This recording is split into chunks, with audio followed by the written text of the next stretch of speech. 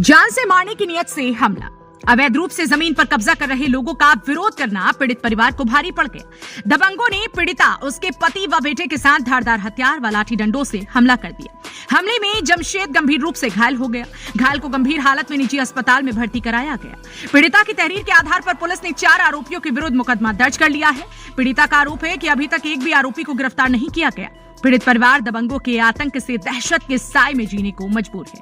UP के मुख्यमंत्री योगी आदित्यनाथ जहां एक ओर जमीनों पर कब्जा करने वाले माफियाओं और बदमाशों के घरों पर बुलडोजर चलवा रही हैं, तो वहीं जनपद बिजनौर के थाना चांदपुर क्षेत्र में जमीन पर अवैध रूप से कब्जा करने वालों का पुलिस को जरा भी खौफ नहीं है।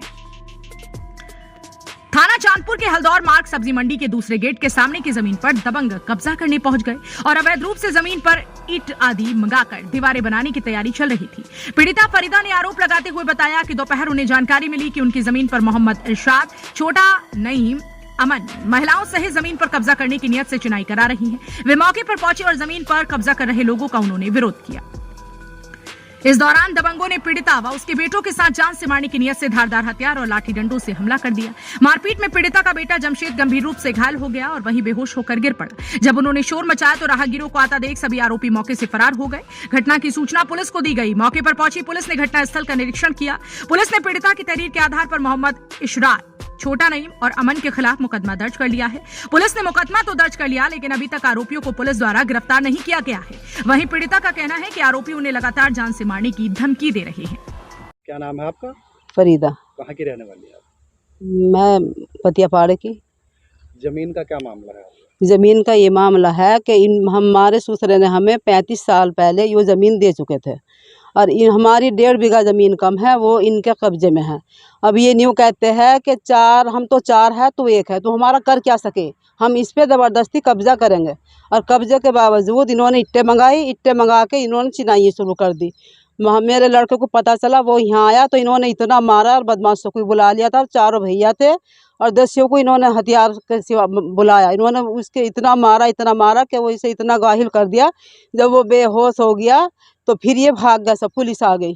फिर इनकी औरत आई, 20 औरतें खुद अपने हाथ से गारा बना के फिर चिनाई शुरू कर दी। इन्होंने पूरी नींव बहुत ऊंची कर दी। अब हम ये चाहते हैं कि देखो, एक इंसान दुनिया में नहीं रहने का, 10-5 ही रहेंगे। तो इन्होंने यार, हमारे आदमी को हार्ट की बीमारी है, जहाँ भी जंगल में देखते हैं वहीं घेरते हैं, ये वहीं मारते हैं। इसलिए आपका लड़का कहाँ पर? मेरा लड़का अस्पताल में है। इतना घायल है कि इतनी बोतलें चढ़ रही है विष के। अब आप क्या चाहते हैं? हम ये चाहते हैं कि हम ये पुलिस इन्हें उठा क्यों नहीं रही। अच्छा, कानूनी पुलिस ने आपका मुकदमा दर्ज कर लिया? जी कर लिया। किसने पीटा है उस लड़के को? उस लड़के को नफीस ने, रहीस ने और क्या कह दे इसने, छोटे ने, इसरार ने और 3-4 इनके भतीजे थे, नईम ने, अमन ने, आस मोहम्मद ने, सादाब ने और मेहर आलम ने। और इनकी बीवी भी थी, इनकी औरत जो सऊदी में है, 3 ये भूरे के लड़के सरफराज के, उनकी बीवी थी सब। अब तक पुलिस ने क्या कार्रवाई की? अब तक तो उन्होंने कुछ कराई ना। अब आप क्या चाहते हैं?